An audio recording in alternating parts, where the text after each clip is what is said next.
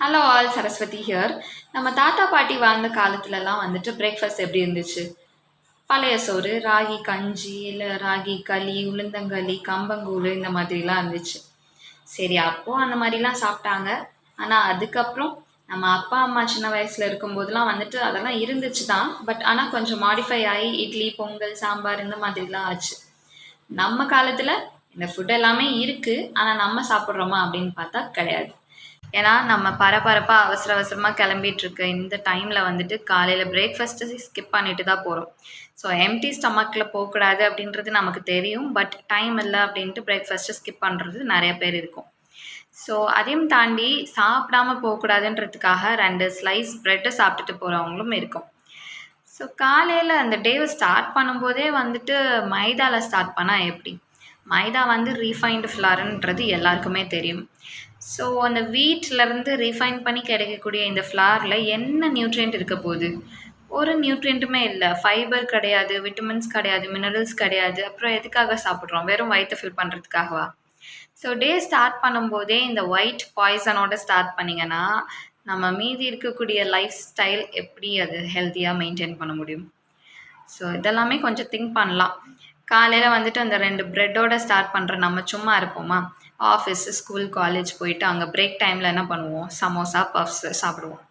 And again லஞ்சுக்கு மறுபடியும் noodles, pasta, இல்லை மறுபடியும் ஈவினிங் அதே மாதிரி மைதாவில் ஸ்நாக்ஸு, மறுபடியும் நைட்டில் டிஃபன், பரோட்டா, திருப்பி நூடுல்ஸு, நான் இந்த மாதிரி வந்துட்டு மைதா ப்ராடக்ட்ஸையே சுற்றி சுற்றி சுற்றி தான் சாப்பிட்டுட்ருக்கோமே தவிர்த்து ஹெல்த்தியான ஆப்ஷன்ஸ் இருந்துமே நம்மளால் சூஸ் பண்ண முடியல. டக்குன்னு எங்கேயாவது வெளியே போகிறோம், என்ன சாப்பிட்ற அப்படின்னு கேட்டால் டக்குன்னு என்ன சொல்கிறோம்? ஒயிட் சாஸ் பாஸ்தா கொடுங்க, இல்லை நூடுல்ஸ் கொடுங்க, பீஸா கொடுங்க, பர்கர் கொடுங்கன்னு சொல்லி சாப்பிட்டுட்ருக்கோம். மாடர்னான லைஃப் ஸ்டைலில் மாடர்னாக நம்மளும் மாறிட்டு நம்ம மாடர்ன் ஈட்டிங் ஹேபிட்ஸ்னால நம்ம எவ்வளோ டிசீஸ் கண்டிஷன்ஸ்க்கு நம்ம வழிய விடுறோன்றது தெரியாமலே பண்ணிகிட்டு இருக்கோம். ஸோ முன்னாடி வந்துட்டு நம்ம தாத்தா பாட்டி காலத்துலலாம் ஹாஸ்பிட்டல்ஸ் அதிகமாக கிடையாது, டிசீஸ் கண்டிஷன்ஸ் அதிகமாக கிடையாதுன்றது நமக்கு தெரியும். ஆனால் இப்போ அப்படி இருக்கா? தெருக்கு தெரு கிளினிக் இருக்குது, அவ்வளோ ஹாஸ்பிட்டல்ஸ் இருக்குது, அதுக்கேற்ற மாதிரி அவ்வளோ பேஷண்ட்ஸ் இருக்காங்க, அவ்வளோ டிசீஸ் கண்டிஷன்ஸ் இருக்குது. ஸோ இது எல்லாத்துக்குமே வந்து சின்னதாக ஏதோ ஒன்று தான் ஒரு காரணமாக இருக்குது. அதில் முக்கியமானது தான் நம்ம ஃபுட் ஹேபிட்ஸ். ஸோ நம்ம டே ஸ்டார்ட் பண்ணும்போதே இந்த மைதாவில் ஸ்டார்ட் பண்ணி டேவை முடிக்கும்போது இந்த மைதாவில் முடிக்கிறோம் அப்படின்னா கண்டிப்பாக அதனால நிறைய டிசீஸ் கண்டிஷன்ஸ் வரதுக்கு சான்சஸ் இருக்குது. முக்கியமாக டயபெட்டிஸ், லைஃப் ஸ்டைல் டிஸார்டர்னு சொல்லக்கூடிய இந்த டயபெட்டிஸ் ரொம்ப மேஜராக எல்லாருக்குமே வரக்கூடிய சான்சஸ் இருக்குது. அண்ட் அதே மாதிரி நம்ம பிளட் ப்ரெஷரும் அதிகமாகிறதுக்கு வாய்ப்பு இருக்குது.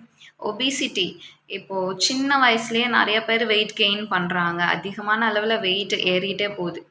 ஸோ அந்த வெயிட் கெயின் இருந்துச்சுனாலே அடுத்தடுத்து ஒரு டிசீஸும் வரத்துக்கு வந்து நிறைய வாய்ப்புகள் இருக்குது. இதுக்கெல்லாமே என்ன காரணம் அப்படின்னு பார்த்தீங்கன்னா, எங்கேயோ வந்துட்டு நம்ம ஃபுட் ஹேபிட்ஸ் தான் வந்துட்டு காரணம் அப்படின்றது நமக்கு தெரியுது. ஸோ முடிஞ்ச அளவுக்கு வந்து இந்த மைதா ப்ராடக்ட்ஸ் எல்லாத்தையும் கம்மி பண்ணிவிட்டு ஹெல்தி ஆப்ஷன்ஸை சூஸ் பண்ணலாமே.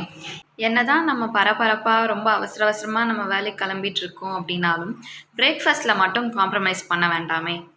ஏன்னா நம்ம பிரேக்ஃபாஸ்ட் தான் ரொம்ப ரொம்ப முக்கியம் இந்த டேலேயே.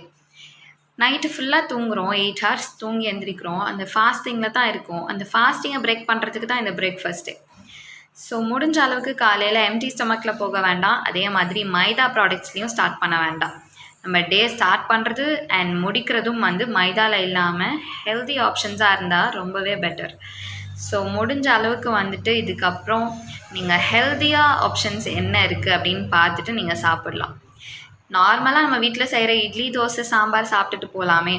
அதிலே வந்து உங்களுக்கு தேவையான carbohydrates, protein, fibre, vitamins, minerals எல்லாமே ப்ரெசென்ட் ஆகிருக்கு. அண்ட் ஃபில்லிங்காகவும் இருக்கும். டே எனர்ஜெட்டிக்காக இருக்கணும் அப்படின்னா முக்கியமாக பிரேக்ஃபாஸ்ட் நல்லா இருக்கணும். ஸோ ஹெல்தி ஆப்ஷன்ஸ் சூஸ் பண்ணி ஹெல்த்தியாக வாழலாம். தேங்க்யூ.